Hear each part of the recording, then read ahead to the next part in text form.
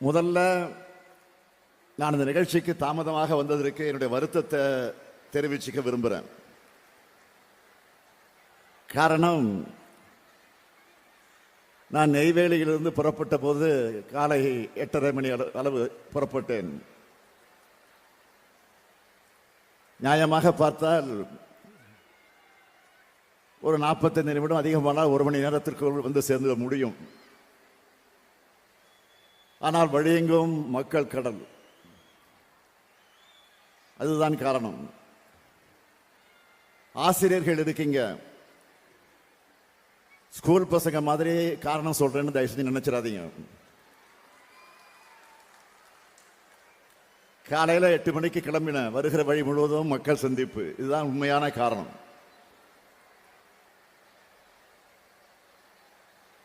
தமிழ்நாடு பெற்றோராசிரியர் கழகத்தின் சார்பில் நடைபெறும்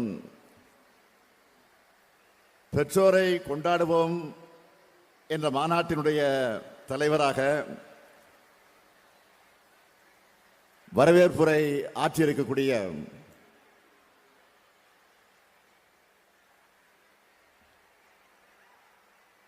அருமை தம்பி மாண்புமிகு அமைச்சர் அன்பில் மகேஷ் பொய்யாமொழி அவர்களை, நிகழ்ச்சியில பங்கேற்று சிறப்பித்துக் கொண்டிருக்கக்கூடிய மாண்புமிகு அமைச்சர் பெருமக்கள் முனைவர் பொன்முடி அவர்களை, MRK பன்னீர்செல்வம் அவர்களே, கணேசன் அவர்களே, சிவசங்கர் அவர்களே, நாடாளுமன்ற உறுப்பினர் விஷ்ணு பிரசாத் அவர்களே, சட்டமன்ற உறுப்பினர்கள் திரு ராதாகிருஷ்ணன் அவர்களே, திரு ராஜேந்திரன் அவர்களே, திரு ஐயப்பன் அவர்களே,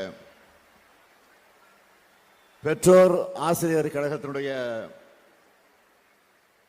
மாநில துணைத் தலைவர் திரு முத்துக்குமார் அவர்களே, பாடநூல் கழகத்தினுடைய தலைவர் திரு லியோனி அவர்களே, முதன்மை செயலாளர் திரு சந்திரமோகன் IAS அவர்களே, மேலாண்மை இயக்குனர் திரு சங்கர் IAS அவர்களே,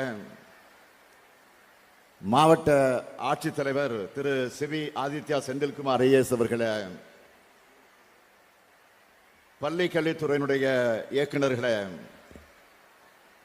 உள்ளாட்சி அமைப்புகளின் பிரதிநிதிகளே, அரசு உயர் அலுவலர்களே, பேரன்பிற்குரிய ஆசிரியர் பெருமக்களே, என்னுடைய அன்பிற்கினிய மாணவ செல்வங்களே, தாய்மார்களே, பெரியோர்களே,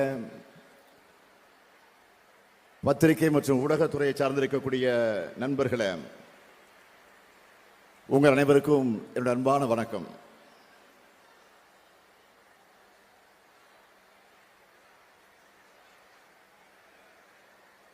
என் மனசுல இப்ப என்ன தோணுதுன்னா, இப்படியே பேசாம உங்க முகத்தையே பார்த்து கொண்டிருக்க வேண்டும் என்ற ஆசை எனக்கு வந்திருக்கு.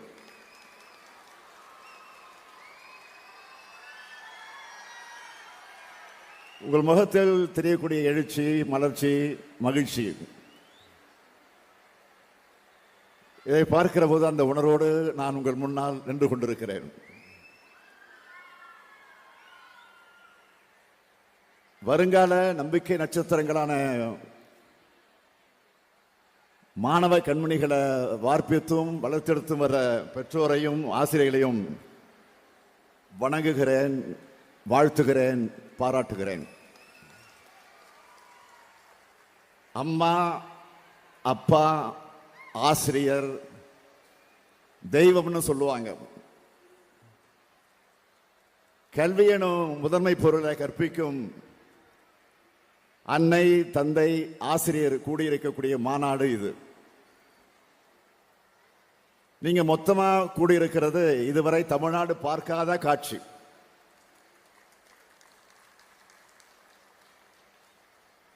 ஒட்டுமொத்த நாடும் பார்த்து அதிசயிக்கிற காட்சி. இதுதான் தமிழ்நாடு. இதுதான் நம்ம மாநில கல்வி திட்டத்துடைய சிறப்பு. தமிழ்நாடு அரசு செய்கிறது எல்லாமே சாதனைகள் தான். அதுல கல்வித்துறையில உலகத்தரத்திலான சாதனைகளை செஞ்சுட்டு இருக்கோம். அந்த வரிசையில இதுவும் சாதனை மாநாடா அமைஞ்சிருக்கு.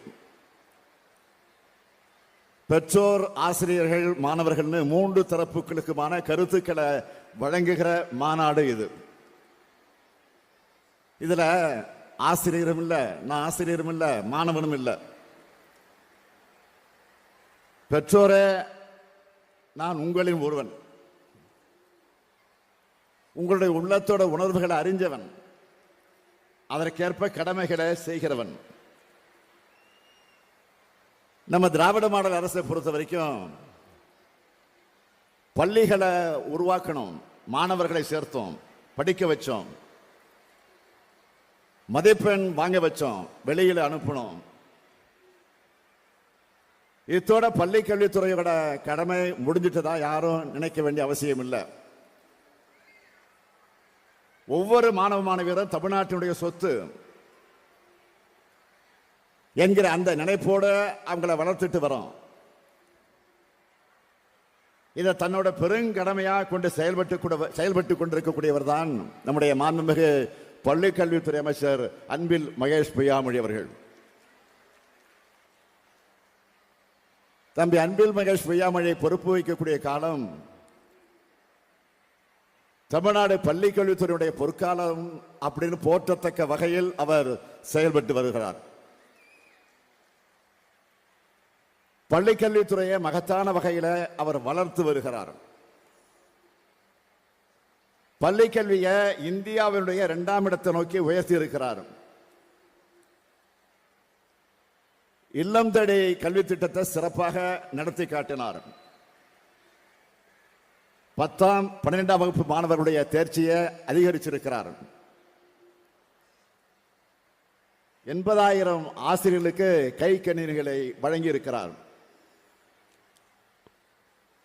22,931 ஸ்மார்ட் வகுப்பறைகளை அமைச்சிருக்கிறார். 8,209 ஹைடெக் லேபுகள் அமைச்சிருக்கிறார். கலை திருவிழாக்களை நடத்தியிருக்கிறார். போட்டிகளை வென்ற மாணவர்களை வெளிநாடுக்கு கூட்டிட்டு போயிருக்கிறார். ஏன், ஆசிரியர்களையும் வெளிநாடு பயணம் கூட்டிட்டு போனார். 234 சட்டமன்ற தொகுதிகளையும் இருக்கக்கூடிய பள்ளிக்கூடங்களை ஆய்வு செஞ்சிருக்கிறார். அதைத்தான் இங்க காணொலி காட்சியின் மூலமாக நீங்க பார்த்தீங்க. மாவட்டந்தோறும் புத்தக திருவிழாக்களை நடத்துகிறார். பன்னாட்டு புத்தக திருவிழாவை 3 ஆண்டுகளாக தொடர்ந்து நடத்தி வருகிறார். இப்படி சொல்லிக்கிட்டே போகலாம். சில நாட்களுக்கு முன்பு பாரத சாரண சாரணியர் இயக்கத்தினுடைய வைர விழாவை இந்தியாவே வைக்கக்கூடிய வகையில் நடத்தி காட்டினார். அந்த விழாவில் நான் பேசும்போது சொன்னேன், அன்பில் மகேஷனுடைய வளர்ச்சியை பார்க்கிறப்போ அவருடைய அப்பா, என் ஆருயிர் நண்பன் அன்பில் பொய்யாமொழி இல்லையே என்கிற வருத்தம் எனக்கு ஒரு பக்கம் இருந்தாலும், பொய்யாமொழி இடத்திலிருந்து நான் மகிழ்ச்சி அடைகிறேன்னு நான் சொன்னேன். அந்த மகிழ்ச்சி இன்னும் அதிகரிக்கக்கூடிய விழாவா இந்த விழா அமைஞ்சிருக்கு. பெற்றோரை கொண்டாடக்கூடிய என்ற நிகழ்ச்சி பெற்றோருக்கும் ஆசிரியர்களுக்குமான நல்லுறவை உண்டாக்குவதற்கான தொடங்கப்பட்டது. பெற்றவங்களுக்கு எந்த அளவுக்கு பிள்ளைகள் மேல அக்கறை இருக்கிறதோ அதே அளவு அக்கறை இந்த அரசுக்கும் இருக்குன்னு நிரூபிக்கிற வகையில இந்த மாநாடு நடந்து கொண்டிருக்கிறது. இந்த நிகழ்ச்சி தமிழ்நாடு மாநில பெற்றோர் ஆசிரியர் கழகத்தின் வாயிலா மதுரை, திருச்சி, தருமபுரி, கோவை, காஞ்சிபுரம், நெல்லை ஆகிய 6 மண்டலங்கள்ல வெகு சிறப்பா இதுவரை நடந்திருக்கு.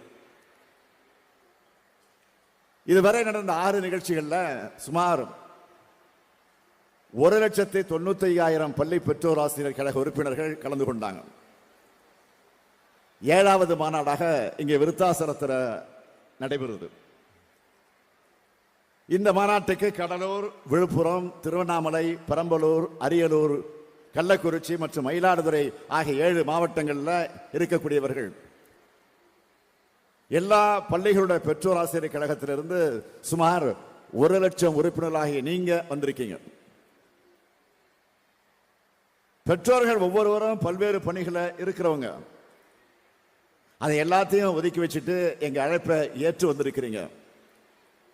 வருகை தந்திருக்கக்கூடிய உங்க எல்லாருக்கும் தமிழ்நாடு அரசின் சார்பில் மனமார்ந்த நன்றியை நானும் இந்த நேரத்தில் தெரிவித்துக் கொள்ள விரும்புகிறேன். இது ஏதோ கூடி களையக்கூடிய மாநாடு இல்லை.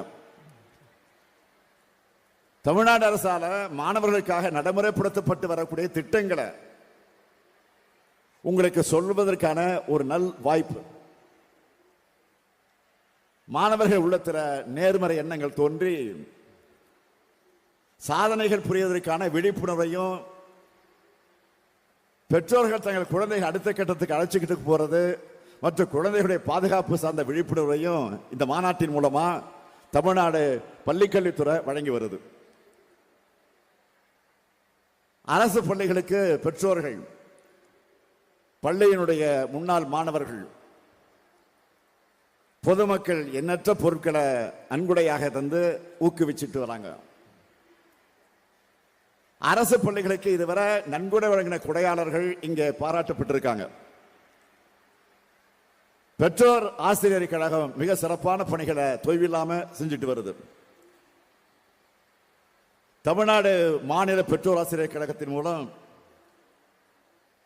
10 மற்றும் 12ஆம் வகுப்பு பொதுத் தேர்வு எழுதக்கூடிய மாணவர்களுக்கு பெரிதும் பயன்படக்கூடிய வகையில் மாதிரி வினாத்தாள் மற்றும் தீர்வு புத்தகங்கள் மிக குறைந்த விலையில் அச்சிடப்பட்டு தமிழ்நாட்டில் இருக்கக்கூடிய அனைத்து மாவட்டங்களையும் தலா 2 விற்பனை மையங்கள் மூலம் விற்பனை செஞ்சுக்கிட்டு வராங்க. பொது தேர்வில் 100 விழுக்காடு தேர்ச்சி கண்டு சாதனை படைச்சிருக்கக்கூடியவர்களுக்கு 1749 அரசு உயர்நிலை மேல்நிலைப்பள்ளி தலைமை ஆசிரியர்களையும், தமிழ் பாடத்தில் 100 விழுக்காடு மதிப்பெண் பெற்று தேர்ச்சி பெற்ற 43 மாணவர்களையும் பாராட்டி மாநில பெற்றோர் ஆசிரியர் கழகம் 35 லட்சம் ரூபாய் மதிப்பீட்டில் அவங்களுக்கு ரொக்க பரிசும் கேடயமும் வழங்கப்பட்டிருக்கு. தமிழ்நாடு மாநில பெற்றோர் ஆசிரியர் கழகத்தின் மூலம் 26,60,000 ரூபாய் மதிப்பில் ஒவ்வொரு மாவட்டத்துக்கு தலா 4 அரசு உயர் மற்றும் மேல்நிலைப் பள்ளிகள் வீதம் மொத்தம் 152 பள்ளிகளுக்கு போர்ட்டபிள் பப்ளிக் ஆர்ட் சிஸ்டம் வழங்கிட்டு வரீங்க. அரசு தொடக்கப்பள்ளி மாணவர்கள் அமர ஒரு மாவட்டத்திற்கு 10 வட்ட மேசைகள் மற்றும் நாற்காலிகள் வீதம் 38 மாவட்டங்களுக்கு 26,60,000 மதிப்பீட்டில் வழங்குறதுக்கான பணிகள் நடைபெற்று வருது. இதை உங்க கடமையா செஞ்சுட்டு வரீங்க. இந்த பணிகளை பெற்றோர் ஆசிரியர் கழகம் தொடர்ந்து செய்யணும். நம்ம அரசுக்கு கல்வி, மருத்துவம் 2 கண்கள். இந்த ஆண்டு மட்டும் பள்ளிக்கல்வித்துறைக்கு 44,000 கோடி ரூபாயும், உயர்கல்வித்துறைக்கு 200 கோடி ரூபாயும் ஒதுக்கீடு செய்யப்பட்டிருக்கு. இதிலிருந்து கல்வித்துறைக்கு நாம எவ்வளவு முக்கியத்துவம் தரங்கிறது நீங்க தெளிவாக உணரலாம். அதனால தரமான கல்வி வழங்குறதுல இந்தியாவிலேயே தமிழ்நாடு 2வது இடத்துல இருக்கு. இதுக்கு காரணம் பள்ளிக்கல்வித்துறையால கொண்டு வரப்படுகிற பல்வேறு திட்டங்கள் தான். இதை ஒன்றிய நிதித்துறை சார்பில் வெளியிட்ட பொருளாதார ஆய்வறிக்கையே அங்கீகரிச்சிருக்கு. அனைவருக்கும் கல்வி என்ற அடிப்படையில் அந்த இலக்கை கொண்ட மையமாக கொண்டு கொரோனா காலத்தில் கற்றல் இடைவெளி குறைபாடு ஏற்பட்ட காரணத்தினால அதை மனதிலே கொண்டு உருவாக்கப்பட்டதுதான் இல்லம் தேடி கல்வி திட்டம். 38 மாவட்டங்கள்ல 1,08,000 தன்னார்வலர்களால் 30 லட்சம் மாணவர்கள் பயனடைந்தாங்க. இந்த திட்டத்துக்காக 200 கோடி ரூபாய் ஒதுக்கீடு செய்யப்பட்டுச்சு. 80,138 கல்வி மையங்கள் தொடங்கப்பட்டுச்சு. எல்லாரையும் பள்ளிகளை நோக்கி வர வைக்கக்கூடிய கல்வியில் சிறந்த திட்டமா இது தொடங்கப்பட்டுச்சு. அதன் நோக்கமாக அதை முழுமையாக நிறைவேற்றியும் காட்டினதுதான் இந்த திட்டம். புதிய செயலி மூலமா பள்ளி செல்லாத 1,88,487 குழந்தைகள் கண்டறியப்பட்டு உரிய வகுப்புல சேர்த்து பயிற்சிகளை தந்திருக்கிறோம். பள்ளிகளில் படிக்கிற 16 லட்சம் மாணவர்கள் பயன்பெறக்கூடிய வகையில் இன்னும் எழுத்துமயக்கம் தொடங்கப்பட்டிருக்கு. கல்வியில் பின்தங்கின மாவட்டங்களில் மாதிரி பள்ளிகள் தொடங்கப்பட்டிருக்கு. இது போன்ற பல்வேறு திட்டங்களின் மூலமா பள்ளி கல்வி செழுமை பெற்று வருது. இதையெல்லாம் சொல்றது யாரு? ஒன்றிய அரசோட அறிக்கைகள், மத்திய அரசினுடைய அறிக்கைகள், ஒன்றிய அரசினுடைய அறிக்கைகள். ஒன்றிய அரசோட பொருளாதார ஆய்வறிக்கையில தமிழ்நாட்டினுடைய கல்வி தரத்தை மனதார பாராட்டி இருக்காங்க. ஒரு பக்கம் நம்மை பாராட்டினாலும் இன்னொரு பக்கம் தமிழ்நாட்டுக்கு தர வேண்டிய நிதியை தர மறுக்கிறாங்க. ஒன்றிய அரசு 2152 கோடி ரூபாயை தமிழ்நாட்டுக்கு தராம நிறுத்தி வச்சிருக்காங்க. இது 43 லட்சம் பள்ளி குழந்தைகளுடைய நலனுக்காக செலவு செய்ய வேண்டிய தொகை. தேசிய கல்விக் கொள்கையை ஏத்துக்கலன்னு தமிழ்நாட்டுக்கு தர வேண்டிய நிதியை தர மறுக்கிறாங்க. தேசிய கல்விக் கொள்கை என்பது சமூக நிதிக்கு வேட்டு வைக்கிற கொள்கை, தமிழுக்கு வேட்டு வைக்கிற கொள்கை, தமிழர்களுக்கு, தமிழ்நாட்டுக்கு, தமிழ் மக்களுக்கெல்லாம் வேட்டு வைக்கிற கொள்கை. நம்ம குழந்தைகளின் எதிர்காலத்துக்கு இது ஆபத்து. எந்த மொழிக்கும் தனிப்பட்ட முறையில் நாம எதிரிகள் இல்லை. ஆனா எந்த மொழியை திணிக்க நினைச்சாலும் அந்த திணிப்பை எப்பவும் நாங்கள் எதிர்ப்போம், அதுல உறுதியாக இருப்போம். இந்திய திணிக்கிறாங்க என்ற ஒரே காரணத்துக்காக மட்டுமே நாம தேசிய கல்விக் கொள்கையை எதிர்க்கல. மாணவர்களை பள்ளிக்கூடங்களில் இருந்து விரட்டுகிற கொள்கை அது. பள்ளிக்கூடத்தை விட்டு துரத்துகிற கொள்கை அது. அதை பெற்றோர்களுக்கு, ஆசிரியர்களுக்கும் உணர்த்தி இருக்கிறோம், தொடர்ந்து உணர்த்துவோம். ஒன்றிய அரசின் கொள்கையால என்னென்ன பாதிப்பு வரும் என்பதை சிலவற்றை மட்டும் சொல்றேன். நாம கடைபிடிக்கிற சமூக நீதி கொள்கையை நீர்த்து போக செய்வது, பட்டியலின, பழங்குடியின, இதர பிற்படுத்தப்பட்ட மக்களுக்கு இப்ப உதவி தொகை தர்றோம். இத ஒன்றிய அரசின் திட்டம் மறுக்குது. 3ஆம் வகுப்புல பொது தேர்வு, 5ஆம் வகுப்புல பொது தேர்வு, 8ஆம் வகுப்புல பொது தேர்வுன்னு வச்சு பிள்ளைகளை வழிகட்ட பார்க்கிறாங்க. 9ஆம் வகுப்பு முதல் 12ஆம் வகுப்பு வரை செமஸ்டர் தேர்வு முறையை கொண்டு வர போறாங்க. அதாவது ஆல் இண்டியா எக்ஸாம் போல நடக்கும். உங்கள் மகனோ மகளோ 12ஆம் வகுப்பு முடிச்சுட்டு விரும்பின கல்லூரியில விரும்பின பாடத்துல உடனே போய் சேர முடியாது. இப்ப மருத்துவக் கல்லூரியில் சேர நீட் தேர்வு வைக்கிறது போல பொறியியல் படிப்புக்கும் ஆர்ட்ஸ் காலேஜுக்கும் தேர்வு வச்சுதான் எடுப்பாங்க. இதை அந்த கல்லூரி நடத்தாது, தேசிய அளவில் தேர்வு ஏஜென்சி தான் நடத்தும். இதை விட கூடும் என்ன தெரியுமா? 10ஆம் வகுப்பு முதல் பட்டப்படிப்பு வர படிப்பை தொடர விரும்பாத மாணவர்கள் அவங்களாகவே வெளியேறலாம்னா சொல்றாங்க. நான் கேட்கிறேன், இப்படி சொல்றத படிக்காம போ அப்படின்னு விரட்டுறதுக்கு சமமா இல்லையா? 6ஆம் வகுப்பு முதல் தொழில் கல்விங்கிற பேர்ல குலக்கல்வி திட்டத்தை அறிமுகப்படுத்த போறாங்க. குலத்தொழில், ஜாதி தொழில், மனுநீதி சொல்ற அநீதியை தொடராம படிச்சு முன்னேற நினைக்கிறவங்களை மீண்டும் அதை நோக்கி தள்ள பார்க்கிறாங்க. இதையெல்லாம் பார்த்துத்தான் தேசிய கல்விக் கொள்கையை ஏற்க மாட்டோம்னு உறுதியா சொல்றோம். இந்த திட்டத்தில் கையெழுத்து போட்டாதான் 2000 கோடி ரூபாய் கிடைக்கும். 10,000 கோடி ரூபாய் பணம் கிடைக்கும் சொன்னாலும் நாங்கள் கையெழுத்து போட மாட்டோம். 2000 கோடி ரூபாய்க்காக இந்த பணத்துக்காக இன்னைக்கு நாங்கள் கையெழுத்து போட்டா என்ன ஆகும்? கொஞ்சம் சிந்திச்சு பாருங்க. 2000 ஆண்டுக்கு பின்னோக்கி நம்ம தமிழ் சமுதாயம் போயிடும். அந்த பாவத்தை இந்த முத்துவேல் கருணாநிதி ஸ்டாலின் ஒருபோதும் செய்ய மாட்டான். இங்கு வந்திருக்கக்கூடிய பெற்றோரை, குறிப்பா தாய்மார்களை கேட்கிறேன், உங்க குழந்தைகளோட திறமை வளரணுமா இல்ல 3வது மணி திணிக்கப்பட்டு ஒவ்வொரு வகுப்பிலையும் படிப்பு தடைபடணுமா? நம்ம குழந்தைகளை திறமை வளரணும்னு தானே நினைப்பீங்க. இன்னும் தெளிவா சொல்றேன், நாம் எந்த மொழிக்கும் எதிரி அல்ல. இந்தி மொழியும் நமக்கு எதிரி அல்ல. அதை யாரு விரும்புறாங்களோ அவங்க இந்தி பிரச்சார சபாவில் போய் அல்லது கேவி பள்ளியிலோ இல்ல வேற வகையிலோ படிக்கிறத தமிழ்நாடு ஒருபோதும் தடுத்ததில்லை, தடுக்க போவதும் இல்லை.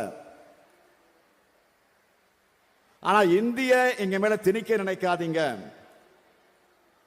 திணிக்க நினைச்சா தமிழர் என்றொரு இனம் உண்டு, தனியே அவருக்கு ஒரு குணம் உண்டு என்பதை தமிழ்நாடு காட்டிவிடும்.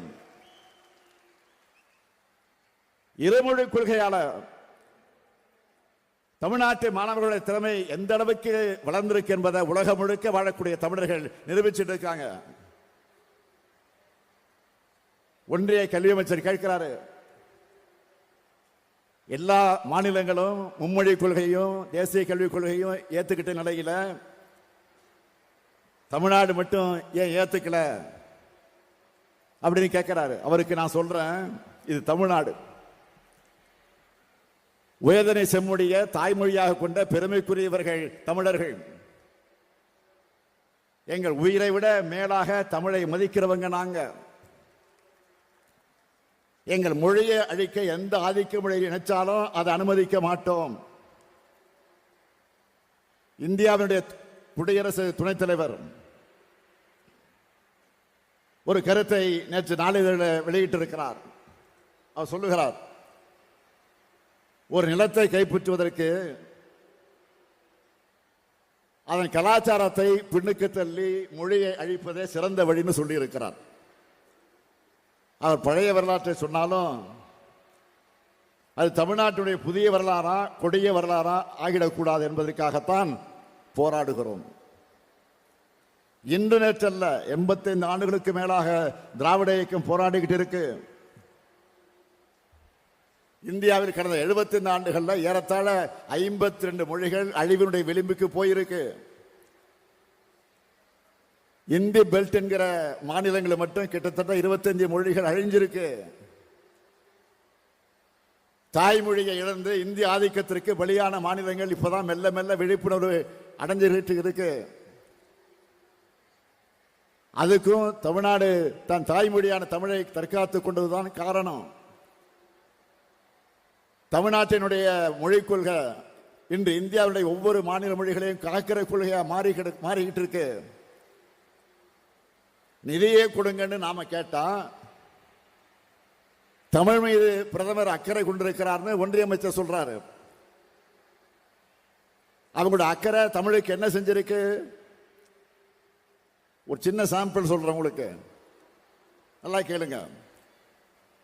சமஸ்கிருத மொழி வளர்ச்சிக்கு ஒன்றிய அரசு ஒதுக்கின நிதி எவ்வளவு தெரியுமா?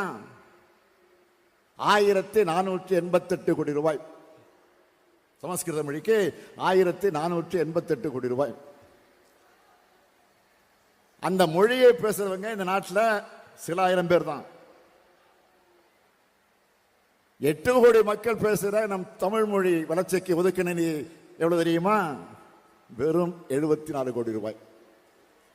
இதுதான் நீங்க தமிழை வளர்க்கிற லட்சணமா? நான் உங்களுக்கு உறுதி கொடுக்கிறேன், தமிழ்நாடு பள்ளி கல்விக்கான நிதியை ஒன்றிய அரசு வழங்கவில்லை என்றாலும் ஒருங்கிணைந்த பள்ளிக்கல்வி திட்டத்தின் கீழ் மாநிலத்தில் செயல்படுத்துகிற திட்டங்கள் எதையும் நிறுத்தாம அவற்றை தொடர்ந்து நாங்கள் செயல்படுத்துவோம், அது உறுதி.